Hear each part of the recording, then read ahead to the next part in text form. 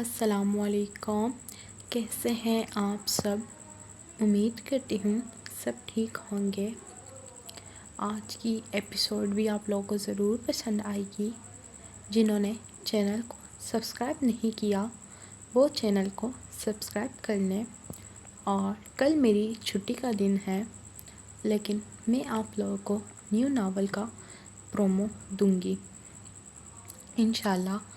اور پلیز جلدی سے 10 کے سبسکرائبرز پوری کر دیں۔ خاموش ریڈرز پلیز سبسکرائب کر دیا کریں۔ بنا وقت ضائع کیے بڑھتے ہیں آج کی ایپیسوڈ کی طرف۔ کیسا یہ عشق ہے از قلم ہبہ خان، قسط نمبر 52۔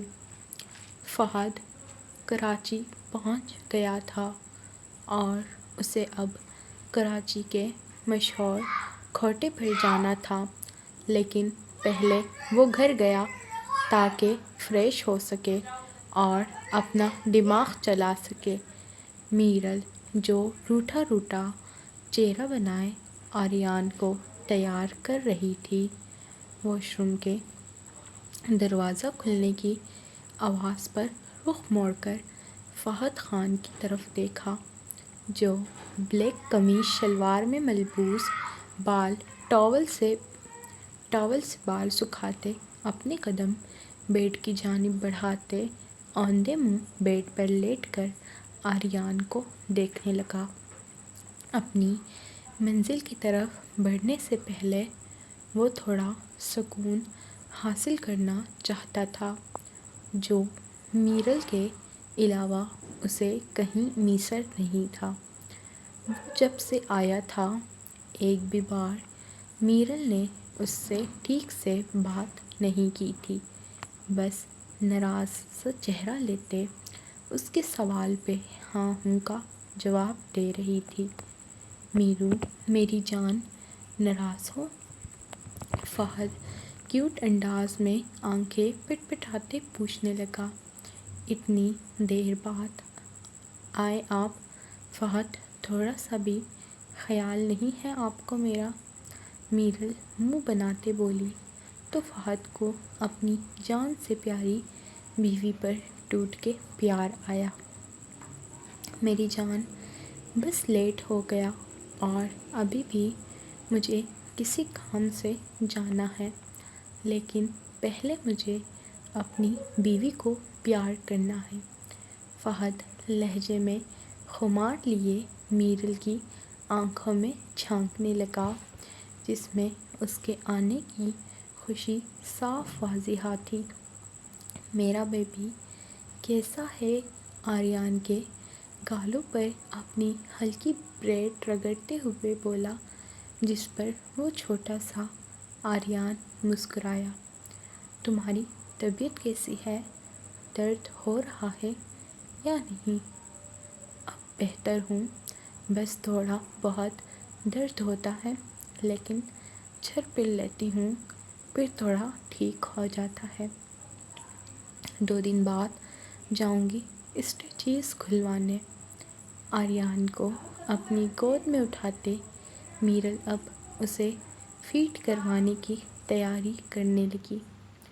آپ کب تک جائیں گے؟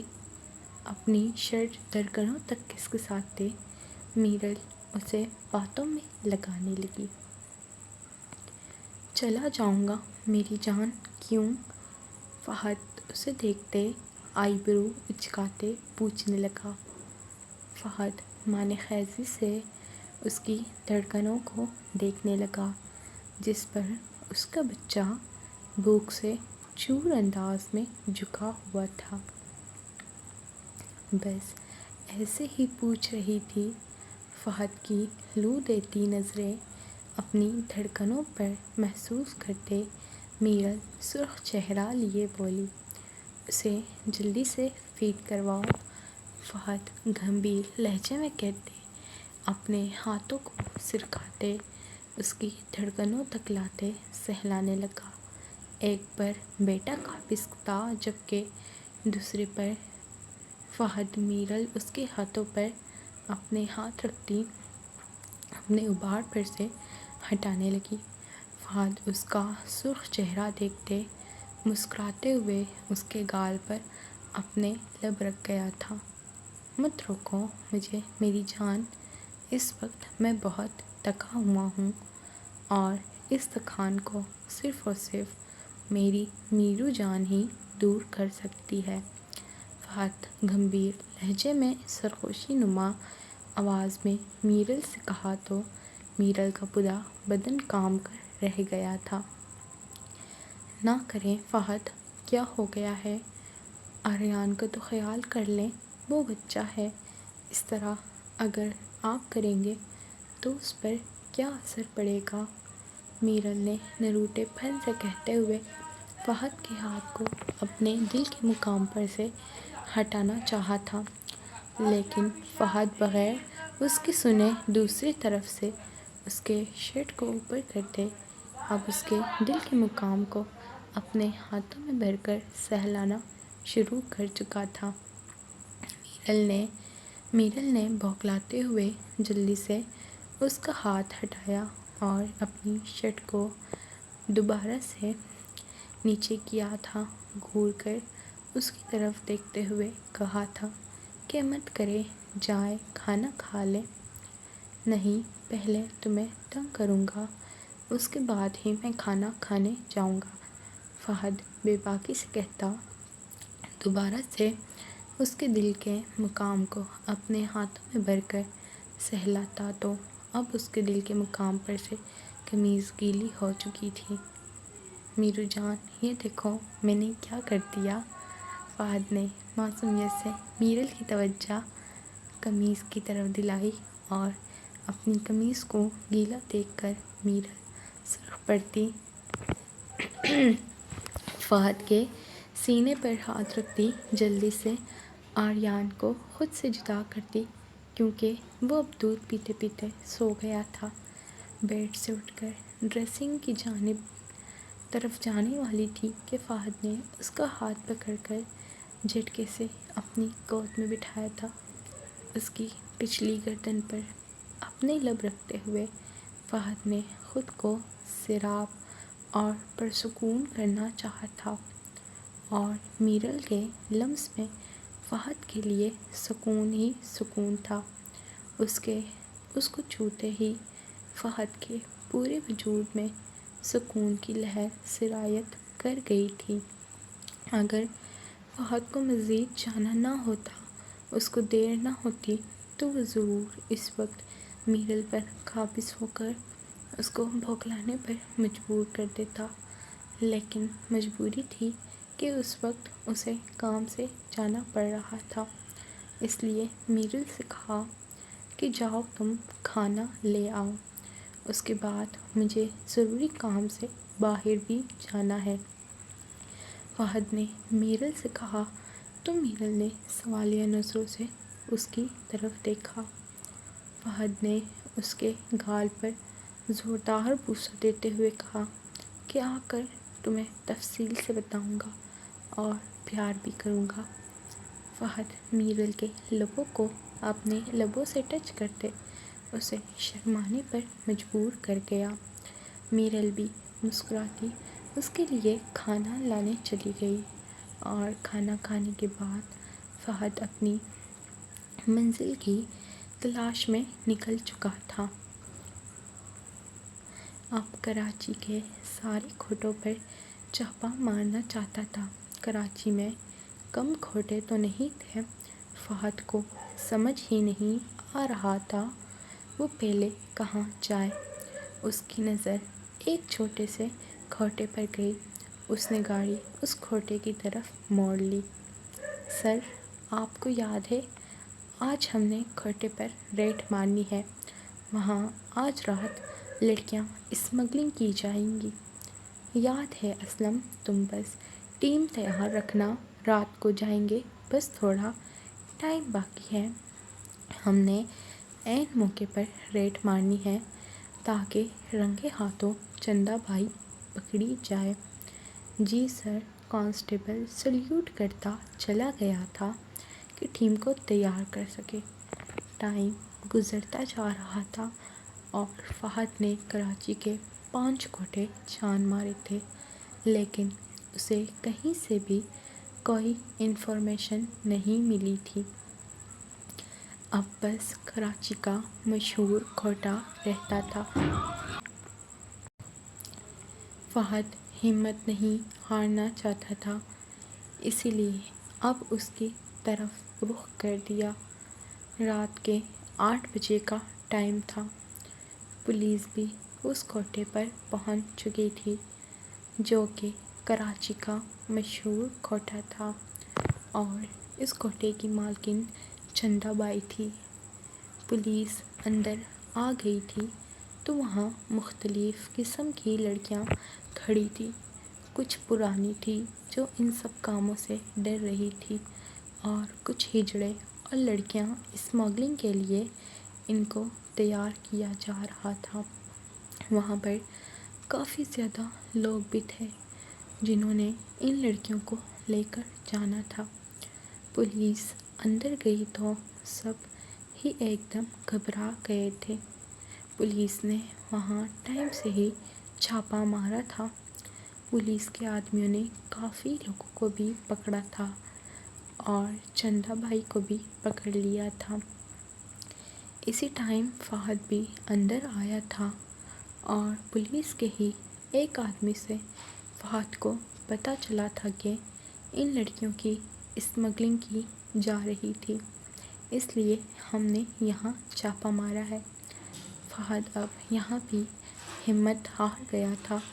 پولیس آہستہ آہستہ سب کو پکڑ کر لے کے جا چکی تھی۔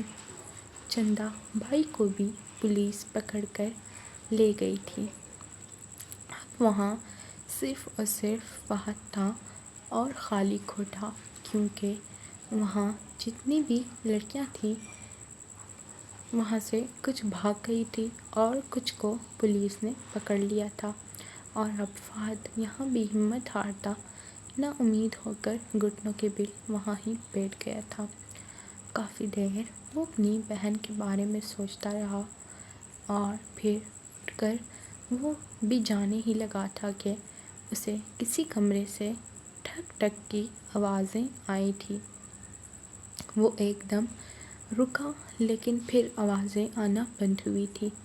فہد نے اپنا وہم سمجھ کر اپنا سر جھٹکا اور پھر چل دیا، لیکن ابھی 2 قدم ہی دور گیا تھا، اسے پھر سے عجیب و غریب سی آوازیں آئی تھیں۔ آوازیں بھی ایسی تھی جیسے کوئی مدد کے لیے پکار رہا ہو، جو کہ صدیوں سے تھک گیا ہو اور اب اس میں بولنے کی ہمت بھی نہیں ہو۔ فہد آہستہ آہستہ قدم اٹھاتا اس آواز کی سمت ہوا تو وہ ایک کمرے کے باہر جا کر رکا۔ اس نے وہ کمرہ دیکھا جہاں باہر سے تالا لگا ہوا تھا۔ فہد نے وہ تالا پکڑا، لیکن وہ تالا بڑا سا تھا جو کہ لاکڈ تھا۔ کون ہے اندر؟ فہد نے پوچھا، لیکن اندر سے آواز بھی نہیں آئی تھی۔ کون ہے اندر؟ فہد نے دوبارہ سے پوچھا تو اندر سے ایک لڑکھڑاتی سی آواز آئی تھی، کھولو، مجھے پانی دو، مجھے پیاس لگی ہے۔ فہد وہ آواز سن کر پریشان ہوا تھا، کیونکہ وہ اسے کسی لڑکی کی آواز نہیں لگ رہی تھی۔ فہد نے تالا توڑنے کی کوشش کی، لیکن وہ تالا اتنی جلدی ٹوٹنے والا نہیں تھا۔ فہد نے ادھر ادھر دیکھا۔ قسمت اچھی تھی کہ فہد کو ایک لوہے کی راڈ مل گئی تھی۔ فہد نے وہ لوہے کی راڈ اٹھائی اور وہ تالا توڑنے لگا۔ 10 سے 15 منٹ وہ لوہے کی راڈ سے تالا توڑ رہا تھا، اور پھر آخر کار اس کی محنت رنگ لے آئی اور تالا ایک دم سے کھل گیا تھا۔ فہد نے تک ہار کر گہرا سانس لے کر شکریہ ادا کیا، اور اس نے دروازہ کھلا۔ دروازہ چڑ چڑ کی آواز سے کھلتا چلا گیا۔ فہد اندر گیا تو اندر بالکل اندھیرا تھا۔ اس نے موبائل کی ٹارچ نکال کر سامنے دیکھا تو یکدم اس کی چیخ نکلتے نکلتے رہ گئی تھی۔ فہد نے غور سے دیکھا، ایک لاغر سی عورت وہاں پر بندھی ہوئی تھی زنجیروں سے۔ فہد نے ادھر ادھر لائٹ ڈھونڈ کر لائٹ جلائی تو پورا اندھیرے والا کمرہ روشن ہو گیا۔ اس نے اپنی آنکھیں بند کی اور اس عورت نے بھی اپنی آنکھیں بند کی تھی، اور جب دونوں نے اپنی آنکھیں کھولی تو دونوں ہی ایک دوسرے کو دیکھ کر سکتے میں چلے گئے تھے۔ فہد تو اس عورت کی حالت دیکھ کر سکتے میں تھا، جبکہ وہ عورت فہد کے چہرے کو دیکھ کر سکتے میں تھی۔ آپ کون ہیں؟ فہد اس خاتون کے قریب گیا، جبکہ اس عورت نے اپنا سر نیچے کر لیا۔ وہ کیا بتاتی کہ وہ کون ہے اور یہاں کس کی سزا بھگت رہی ہے؟ فہد نے بغور اس کی حالت دیکھی، جس کے بال بکھرے ہوئے تھے۔ نہ جانے کتنے سالوں سے اس نے بال نہیں دھوئے تھے۔ کپڑے بھی اس کے پھٹ چکے تھے، جس سے اس کا جسم واضح نظر آ رہا تھا، اور اس نے پاؤں کی طرف دیکھا جہاں زنجیریں بندھی تھیں، اور زنجیریں بندھنے کی وجہ سے پاؤں اتنے زخمی ہو چکے تھے کہ بیچ میں گوشت نظر آ رہا تھا۔ کون ہیں آپ؟ تم جاؤ یہاں سے۔ اگر تمہیں کسی نے دیکھ لیا تو وہ لوگ بھی تمہیں یہیں قید کر لیں گے۔ وہ عورت اب پاگلوں کی طرح چیخی تھی، جبکہ فہد نے حیران ہوتے اس عورت کو دیکھا تھا۔ یہاں کوئی نہیں ہے، آپ ریلیکس رہیں، یہاں کوئی نہیں ہے۔ سب لوگوں کو پولیس پکڑ کر لے جا چکی ہے، بس میں ہوں اور میں آپ کو کھولتا ہوں۔ فہد نے زنجیریں دیکھی جو بہت ہی مضبوط تھی۔ اب وہ سوچ رہا تھا وہ ان زنجیروں کو کیسے توڑے۔ اس نے باہر پڑی راڈ کا خیال آیا تو وہ راڈ اٹھا کر لے آیا، لیکن وہ راڈ ان زنجیروں کو توڑنے کے لیے کافی نہیں تھا۔ کافی دیر بعد بھی وہ زنجیریں نہیں کھلی تو فہد تھک ہار کر ایک سائڈ پر بیٹھ گیا۔ مجھے لگتا ہے یہ زنجیریں نہیں کھلیں گی اور میں یہاں ہی مر جاؤں گی۔ وہ عورت اب رونے لگی تھی۔ آنٹی، آپ فکر مت کریں، میں ہوں نا، میں آپ کو کھولوں گا۔ فہد نے اس عورت کے کندھے پر ہاتھ رکھا تو اس عورت نے عجیب نظروں سے فہد کو دیکھا۔ ایک جانا پہچانا سا لمس اس عورت کو محسوس ہوا تھا۔ ایک تو چہرہ دیکھ کر وہ پہلے ہی حیران تھی، اور اب اس لڑکے کا لمس اس عورت کو بہت کچھ سوچنے پر مجبور کر رہا تھا، لیکن وہ کچھ سوچنا نہیں چاہتی تھی۔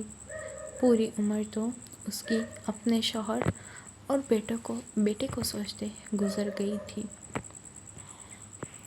فہد نے ہمت نہ ہارتے ہوئے پھر سے اس راڈ سے زنجیریں توڑنا شروع کی تھی، اور کوئی 20 سے 25 منٹ محنت کے بعد وہ زنجیریں ٹوٹ گئی تھیں، اور وہ عورت بھی اب آزاد ہو چکی تھی۔ فہد نے اس عورت کو اٹھایا، لیکن اس عورت سے چلا بھی نہیں جا رہا تھا۔ اس سے پہلے گرتی فہد نے اسے بازو سے تھام لیا۔ مجھ سے چلا نہیں جائے گا، میں پچھلے 10 سالوں سے ایسے ہی زنجیروں سے بندھی ہوئی ہوں۔ میری ٹانگیں اب شل ہو چکی ہے، مجھے اپنی ٹانگوں میں جان محسوس نہیں ہو رہی، اس عورت نے روتے ہوئے کہا تو فہد نے اس عورت کو اپنے بازو میں اٹھایا اور باہر لے گیا۔ اس عورت نے گہرا سانس لیا، پچھلے 34 سالوں سے اس کمرے میں تھی اور اب وہ اس کمرے سے آزاد ہو چکی تھی۔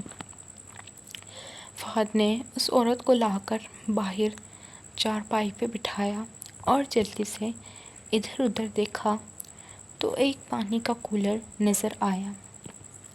فہد جلدی سے اس کے پاس گیا اور وہاں سے ایک گلاس اٹھاتا پانی لے کر اس عورت کو پلانے لگا۔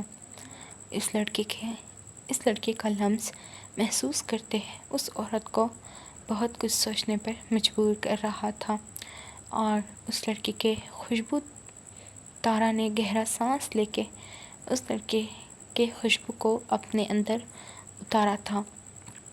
آنٹی، اب آپ مجھے بتائیں کہ آپ یہاں قید کیوں تھی اور کس نے آپ کو قید کیا تھا؟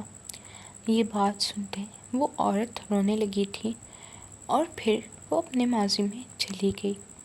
ماضی: میں اپنے شوہر کے ساتھ بہت خوش رہتی تھی، لیکن پھر میرے شوہر نے مجھ سے بے وفائی کی اور دوسری لڑکی کے پاس چلا گیا، اور لڑکی بہت ہی چالاک تھی۔ جب میرا بیٹا ہوا تو مجھ سے میرا بیٹا چھین کر مجھے یہاں کوٹھے پر بھیج دیا۔ یہ کہتے وہ عورت کھانسنے لگی، ایک آنسو آنکھوں سے نکلتا جھڑیوں نما گالوں پر پسلا تھا۔ بیٹا، تم کیوں پریشان ہو اور یہاں کیوں آئے ہو؟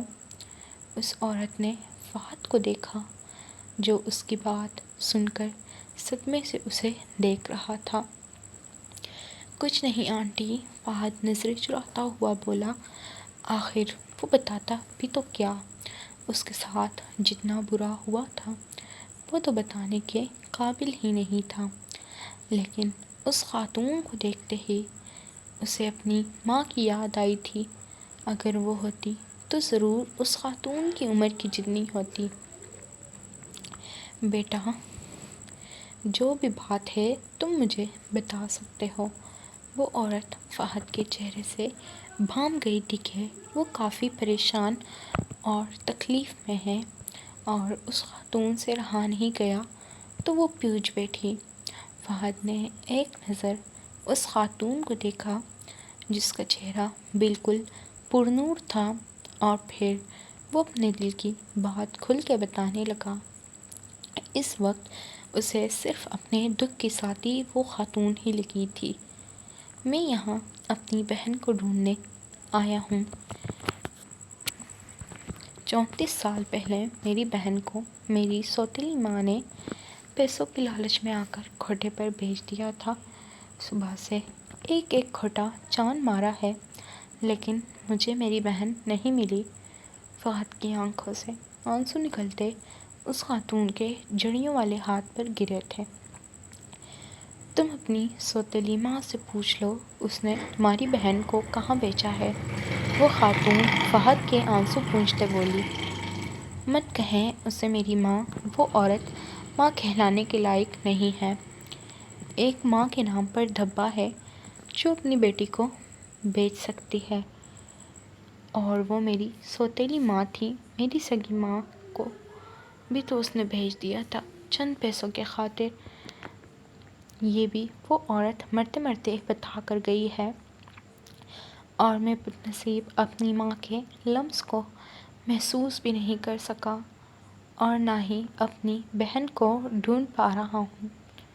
وہ عورت مرتے مرتے مجھے یہی بتا کر گئی تھی کہ وہ میرے ساتھ کتنا برا کر چکی ہے۔ اب میں کس سے پوچھوں، کہاں ڈھونڈوں؟ فہد کی آنکھوں سے بے حساب آنسو نکلے تھے، اور یہ سب باتیں سنتے اس خاتون کی آنکھیں پٹی کی پٹی رہ گئی تھی۔ بیٹا، کیا نام تھا تمہاری سوتیلی ماں کا؟ اس خاتون نے گہرا سانس لے کر پوچھا تو فہد نے اس خاتون کی طرف دیکھا۔ ہما اور ٹھاٹھا ساتوں آسمان اس عورت کے سر پر گرے تھے۔ ہما فہد اس عورت کے منہ سے اٹک اٹک کر الفاظ ادا ہوئے تھے۔ فہد نے جھٹ سے نظر اٹھا کر اس خاتون کو دیکھا۔ آپ کو میرا نام کیسے پتا؟ میرا بیٹا۔ وہ عورت اپنے ہاتھوں سے فہد کو چہرے کو، کبھی بالوں کو، کبھی اس کے بازوں کو چھو کر محسوس کرنے لگی۔ اپنے آپ کو یقین دلا رہی تھی کہ اس کا بیٹا اس کے سامنے ہے، جبکہ بیٹا لفظ سن کر تو فہد کے چہرے پر ایک رنگ آ رہا تھا اور ایک رنگ جا رہا تھا۔ یہ آپ کیا کہہ رہی ہیں آنٹی؟ نہیں نہیں آنٹی آنٹی مت بولو، میں ماں ہوں تمہاری، میں تارا ہوں، میں تارا تمہاری ماں، فہد میرا بیٹا، میں تمہاری ماں ہوں۔ وہ خاتون فہد کے گلے لگی تھی اور فہد تو جیسے سکتے میں تھا۔ وہ اس کو محسوس ہوا تھا اس کی ماں کا لمس، لیکن وہ اتنے سکتے میں تھا کہ وہ بول ہی نہیں پایا تھا۔ ماں، نہیں نہیں یہ نہیں ہو سکتا، وہ عورت کہہ کر گئی تھی، میری ماں مر گئی ہے۔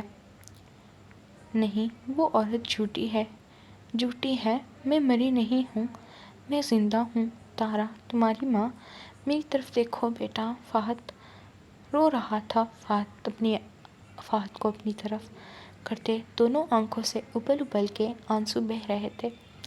وہ ماں سے مل رہا تھا تو تارا اپنے بیٹے سے مل رہی تھی، تو آنسو کیوں نہ نکلتے۔ اور تمہیں پتہ ہے تمہاری بہن کہاں ہے؟ ہاں، یہ جو مجھے سزا ملی ہے، یہ تمہاری بہن کو ان درندوں کے قید سے بچانے کی سزا ہے۔ کیا مطلب ماما؟ فہد کا لہجہ لڑکھڑایا تھا، اور ماما لفظ سنتے تارا زور و شور سے روتے ہوئے فہد کے کندھے پر سر ٹکا گئی تھی۔ فہد کی آنکھوں سے آنسو نکل کر تارا کے بکھرے ہوئے گندے بالوں میں جبس ہو رہے تھے، لیکن اسے پرواہ کہاں تھی۔ 35 سالوں بعد اس کے حصار میں اس کی ماں تھی، اور ماں کے حصار میں اس کا بیٹا۔ جب وہ ہما اپنی بیٹی کو یہاں کوٹھے پر بیچ کر گئی تھی تو مجھ سے اس بچی کی حالت دیکھی نہیں گئی تھی، اس لیے میں اس بچی کو اس کوٹھے سے اٹھا کر باہر لے گئی تھی اور اسے دلاور خان کو دے دیا تھا۔ وہ ایک پولیس والا، اس کی کوئی اولاد نہیں تھی، اس لیے میں نے بچی اس کے حوالے کر دی تھی۔ دلاور خان؟ جیسے ہی میں نے بچی دلاور خان کو چندا بائی نے مجھے پکڑ لیا تھا، اور تب سے مجھے یہ سزا مل رہی ہے کہ میں ایک بچے کو اس جہنم سے آزاد کروایا ہے۔ میں بھی ایک ماں تھی، مجھ سے بھی میرا بیٹا چھینا گیا تھا، اس لیے میں نے 10 دن کی بچی کے درد کو سمجھتے ہوئے اس بچی کو آزاد کروایا تھا، لیکن مجھے پتہ نہیں تھا وہ اس عورت کی بیٹی ہے اور تمہاری بہن۔ تارا ثاقب خان کی اب رو رو کر ہچکیاں بن چکی تھی۔ ماما، فہد کی اذیت سے بھرپور چیخ کوٹھے میں گونجی تھی، جس کوٹھے پر اس کی ماں کے ساتھ یہ سب ہوتا رہا اور اسے پتہ ہی نہیں چلا۔ ماما، فہد نے تارا کی طرف دیکھا جو دیوانہ وار اپنے بیٹے کو دیکھ رہی تھی۔ میری آنکھوں کی ٹھنڈک، میرا بیٹا میرے سینے سے لگ کر اپنی ماں کو سکون دے دو۔ یہ سنتے فہد نے اپنی ماں کو زور سے اپنے آپ میں میچا تھا، ایسے جیسے ابھی چھوڑے گا تو پھر سے اپنی ماں سے الگ ہو جائے گا۔ یکدم فہد کو اپنے کندھے پر بوجھ محسوس ہوا تو فہد نے پیچھے ہو کر دیکھا تو تارا بے ہوش ہو چکی تھی۔ فہد نے تارا کے گال تھپ تھپائے، ماما ماما، لیکن تارا کہاں جواب دینے والی تھی، وہ تو بے ہوش ہو چکی تھی۔ فہد نے ہڑبڑاتے ہوئے تارا کو اپنے بازو میں اٹھایا اور ہاسپٹل کی جانب لے گیا۔ اسے بھی دلاور خان کے گھر بھی جانا تھا، جاری ہے۔ امید کرتی ہوں آج کی ایپیسوڈ پسند آئی ہوگی۔ پسند آئی ہے تو ایک لائک اور کمنٹ کر کے اپنا ریویو دینا نہ بھولیں۔ ملتے ہیں نیکسٹ ایپیسوڈ میں۔ اللہ حافظ۔